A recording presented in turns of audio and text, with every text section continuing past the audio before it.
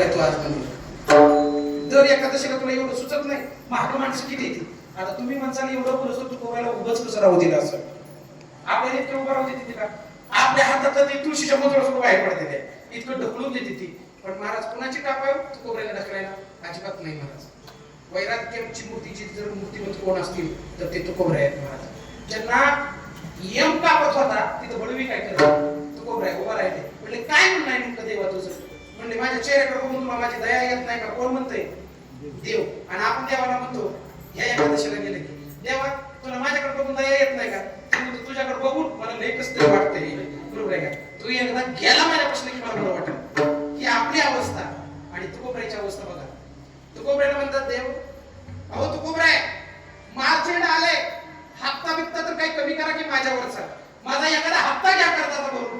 ते म्हणले हप्त्याचं कर्ज आमच्याकडे मार्चेंडला नसतं. म्हणले आमच्या आयुष्याच्या शेवटच्या श्वासाला आम्ही तुझा हप्ता घेतो.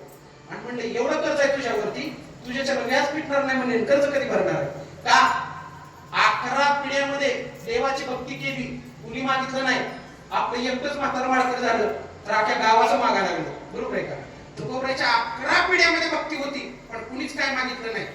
चुकून कारण काही भक्त म्हणली होती देवा कसा पुत्र दे असा थोडा शाळेत जायचं वाचवणारा पिढीचा सोर काढणारा कोण मागितला होता. ऐसा पुत्र देई गुंडा ज्याचा तीही लोके झेंडा. आणि तेच तुकोबराय होते. त्यांनी सांगितलं देवा काय माग म्हणतो रे. आम्ही काय भिकारी वाटलो का तुला. आम्ही भिकारी नाही म्हणले. भिकारी तर तू आहे का. तर तूच प्रेम मागतो आम्हाला. तुला द्यायचं आहे ना तर आम्हाला काही नको. कारण आम्ही अनुचित मागत नाही. काही मागणे आम्हा अनुचित आणि वडिलांची रीत जाणत असे. बघा तुम्ही काय काय करण्याच्या रीत असतात की ज्या सासू सुनाला मिळू देत नसती आणि बाप पोराला मिळू देत नसतो. आता सासू बी मोडून टाकायला दिसून आणि पोरग बापच मधलं मोडून टाकायला रीत कुठे सांभाळतात. त्यांनी सांगितलं 11 पिढीची रीत आहे. काही मागणं नाही. पण देव चॅप्टर होता. देवानं सांगितलं तुमच्याच कानोबराईने लिहिले एक अभंगा करुणी उचित प्रेम घाली हृदयात. काय करा अनुचित जे आहे ते उचित करा पण काहीतरी मागा. कोण म्हणतं देव. कुणाला म्हणतात एकाच वारीला आपले किती झाले लोक 26 तर झाले असतील. आळंदी ते पंढरपूर अजून एक बी अर्ध बी मागितलेलं दिलं नाही. उलट त्याला द्यायला जातील पण मागितलेलं काही देत नाही का. कारण आपली भक्तीच तशी नाही. मागण्याचा अधिकार त्याला ज्यानं तेवढ्या लेवलची भक्ती केली असेल. बघा तुम्ही बायकोला नवऱ्याला मागावं पण कधी मागावं. झोपल्या का काय कधी मागावं कसं मागावं मागितलं नाही तुम्हाला काय. आणि वा वैराग्य आलं तर काय म्हणे बायकांना वा वा आमचं विचार आम्ही सुरू काय याच्यात म्हणजे मागायचं नाही. मनुष्य प्राणी नाही का त्याला जनावर म्हणून काय मिळते प्रेमाची भाषा. शमी मला सांगा बायकोनं पत्नीनं मागावं पतीला पण पतीची परिस्थिती बघून मागावी. जर त्याच्याकडे देण्याची जर परिस्थिती नसेल तर पत्नीनं कधीच मागू नये. दुसरी गोष्ट परिस्थिती पाहून परिस्थिती मागावी. दुसरी गोष्ट गरज असेल तर मागावं आणि गरज नसेल तर मागू नये. 70% नाही तर 99% महिला असा कचाड्यात धरतात त्याला मेन टाइमला तोंडावर पाडल्याशिवाय सोडत नाही. कधी मागतील सांगा मला. भांडण करायच्या मूड मध्ये मागतील. बरोबर आहे का महाराज. एकतर परिस्थिती नसताना जर मागितलं तर नवरा त्या बाईचा हाल करतो. रामायणात जावा रामायणात गरज नव्हती चुडीची वलकर पांघरून आली आणि पुन्हा सोन्याच्या चुडीची अपेक्षा केली. काय बघता माझ्याकडे 14 वर्ष बाईच्या दारात पडावं लागलं परिस्थिती न बघून मागितल्यामुळं. विठाला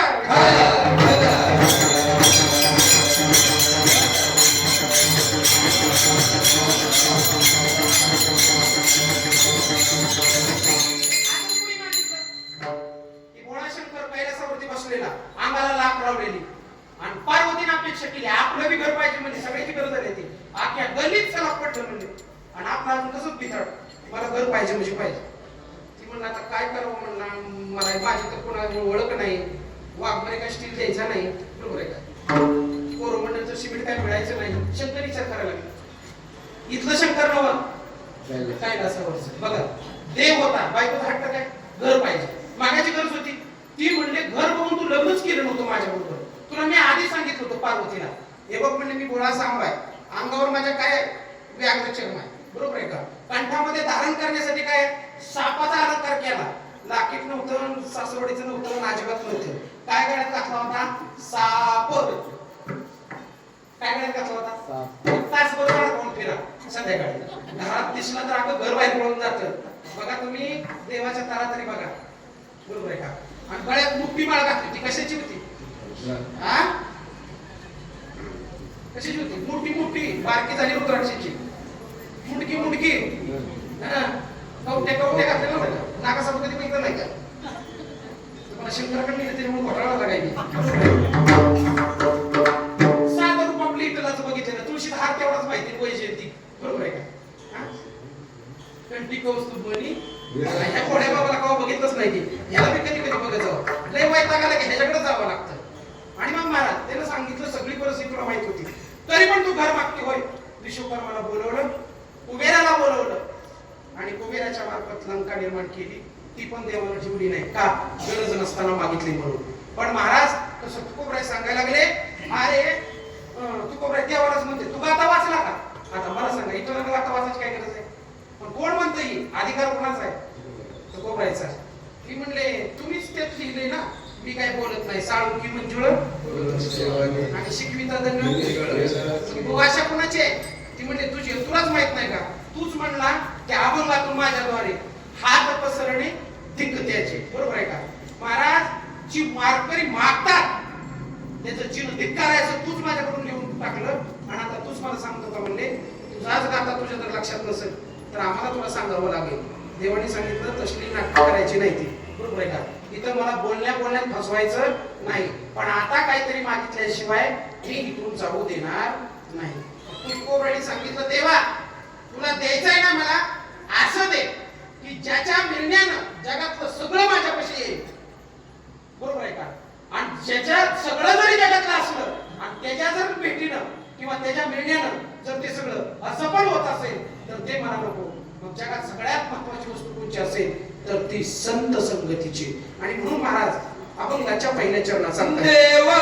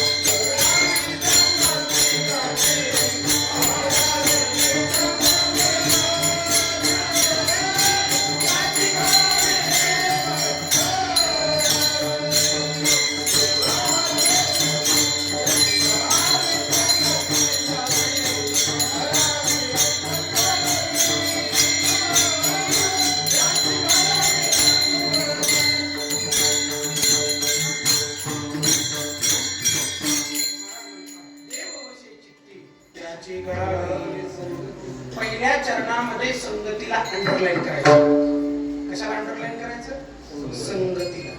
कारण जीवनात फार महत्वाची काय असेल तर ती संगती आहे. माय बाबा, काय करते संगती? संगती चांगली नसेल तर त्याच माणसाला साधू वृत्ती जरी असली तर पतनाला नेल्याशिवाय सोडत नाही आहोत. कशाला नेती? पतनाला. पतनाला म्हणजे कुठं? डायरेक्ट नरक असा बोर्ड लिहिलेला असतो इष्टीचा, त्या इष्टीत बसून येते ती. कोण? दुसंगती म्हणजे कुसंगती म्हणायचं त्याला. आणि दुसरी संगती संतांची, जी फक्त आणि फक्त उद्धार करून वैकुंठाला गमन करण्यासाठी असते. महाराज बघा तुम्ही किती संगती आहे जीवनामध्ये, किती संगती. कोण कोण कोणाची संगत करेल सांगता येत नाही. जशी जशी माणूस संगत करेल तसं तसं विचार येते. बरं का? चोराची संगती करा, 100% 15 दिवसात चोरल्याशिवाय राहत नाही. कोणाची संगती करायची? चोराची नाही. आपण कोणाची संगती करतो? संसारातल्या वृत्तीच्या लोकांची संगती चालू आहे. दुकानदारापाशी बसा, किराणा दुकानात बसले की तुम्ही म्हणाल साखरात गवतोय बघ 2 रुपये. बरोबर आहे का? तिथनं थोडं पुढे चला, पेट्रोल पंपावर जरी बसलो तरी म्हणणार बघा याला पॉइंट न थोडं थोडं तरी राहते. बघा तुम्ही जशी संगती कराल तसं विचार माणसाच्या मनामध्ये येत असतात. माय बाप हो, म्हणून संगतीला फार जीवनात किंमत आहे. संगत कुणाची करायची? ज्याच्या अंतःकरणामध्ये फक्त आणि फक्त चित्तामध्ये भगवान परमात्मा बसलाय. आता मला एक असा प्रश्न करायचा आहे, तुमच्या आमच्या गळ्यामध्ये माळ आहे, आपण कुणाची संगती करतो? कुणाची जास्त संगती आहे? कीर्तन करायची? हा, कुणाची करता? किती वेळ? लबाड बोलायचं नाही, सरळ लबाडाचा दुनिया आहे, लबाडाचा. बरोबर आहे का? ज्याच्या चित्तामध्ये संत बसतात किंवा देव असतात, त्याची जर संगती लागली माणसाला तर त्या माणसाचं जीवन परिवर्तन झाल्याशिवाय राहत नाही. बरोबर. तुझा आता हात जिकडं अभंगाकडे वळलं, का वळलं? जर तू ह्याच्यात आलाच नसता तर यांना अभंगलेलं नसतं, एखादं पिक्चरचं गाणं टाकलं असतं, वरलेलं असतं जानू विना रंगाचा नाही. बरोबर आहे का? आता काय लिहायला लागलाय? श्रीरंग लिहायला लागलाय. श्रीरंग काय लिहायला लागलाय? रंगामध्ये लय फरक आहेत महाराज. आणि रंग कुठून येत असते? संगतीच्या संगतीतून. बघा तुम्ही जशी संगती माणूस करतो तसा विचारामध्ये फरक पडतो. बघा तुम्ही दारिद्र्य अवस्थेची संगत करा, लगेच दारिद्र्य अवस्था लागते. व्यसनी माणसाची संगत करा, तुम्हाला कमीत कमी चुना लावून तर गेल्याशिवाय ती राहणार नाही. बरोबर आहे? किती असू दे. बघा तुम्ही व्यसनी माणसाची संगत केली की माणसाला व्यसन लागतं. तुम्हाला संगत कोणाची करायची आहे? अर्धक्षण घडतात संतांची संगत, अर्धक्षण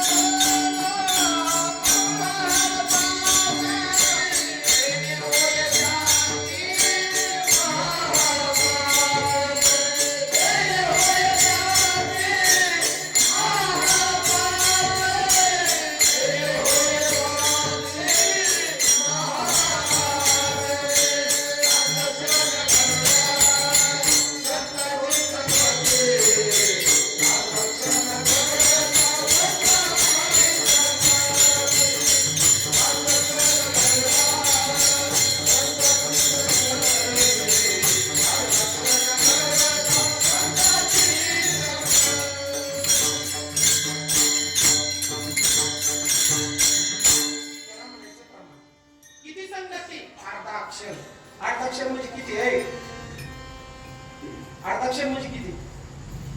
सेकंद माहितीये बरोबर आहे.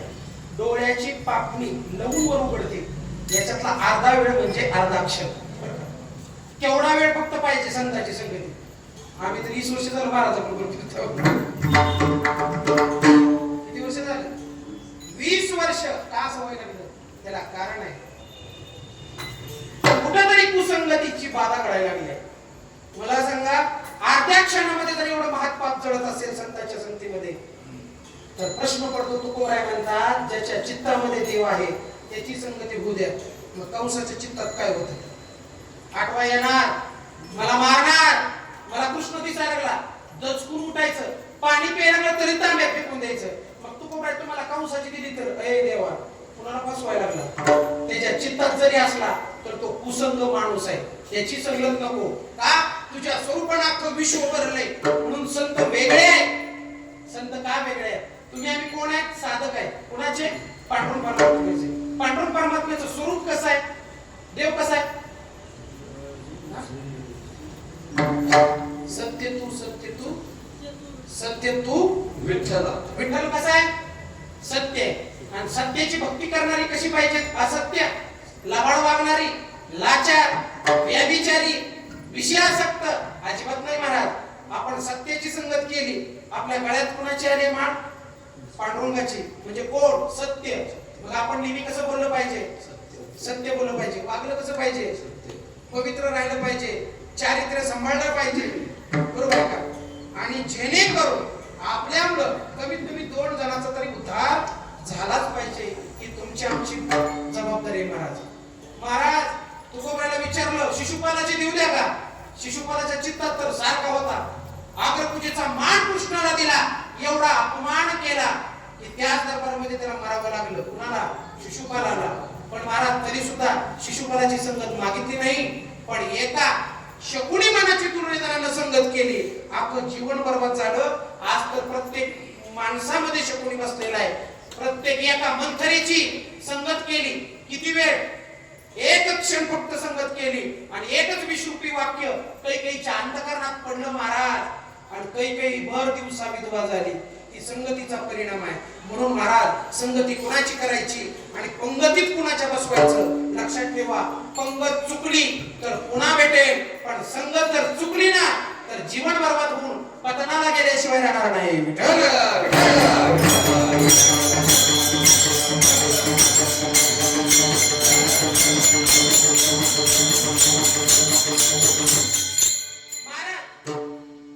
आपल्याला काहीतरी कळत नसलं तर हाल्याला काय कळतं का? म्हशीच्या हाल्याला काय कळतं? बरोबर आहे. त्याला कोणी सांभाळतं का? कोणीतरी क्वचित सांभाळतं, बरोबर आहे. बरं त्या हाल्याला ज्ञानेश्वरी कळत नाही. बरं रेड्याला म्हणतो हाल्याला कळत नसतो, भाषा बदलतो. त्या रेड्याला ज्ञानेश्वरी कळत नाही, त्या रेड्याला गाता कळत नाही, त्या रेड्याला कीर्तन कळत नाही, त्या रेड्याला आपण मातीत चालव हे सुद्धा कळत नाही, त्या रेड्याला कशाचीच अक्कल नाही. ते फक्त उठतं, ओरडतं, फिरतं आणि येतं आणि विषय भोगतं, याच्या पलीकडे काय येत नाही. पण तसाच एक रेडा एका संतांच्या समोरून चालला. काय बघता माझ्याकडे? त्या रेड्याला महाराज म्हणावं लागलं तुम्हा आम्हाला. अर्ध्या क्षणाची माझ्या ज्ञानोबरायची संगत झाली. मग आता रोज रेड्याला तुमची आमची संगत आहे, त्याची का समाधी होईना? सांगा मला. आपल्या चित्तामध्ये देव नाही म्हणून आपली संगती उपयोगीची नाही. ज्ञानोबरायची संगती रेड्याला झाली. जर कधी चुकून आळ्याला गेलो, त्या रेड्याची समाधी म्हणली तर तुम्हाला पांढरीत मारतील. त्यांना म्हणावं लागतं रेडे महाराजांची समाधी कुठे आहे? मग ती सांगते बघा, तुम्हा आम्हाला कुणाच्या पाया पडावं लागलं? प्राणी असून संतांच्या संगतीमध्ये गेला महाराज. काय आणि काय झालं? स्वतःची संजीवन समाधी झाली आणि काय काय रेड महाराज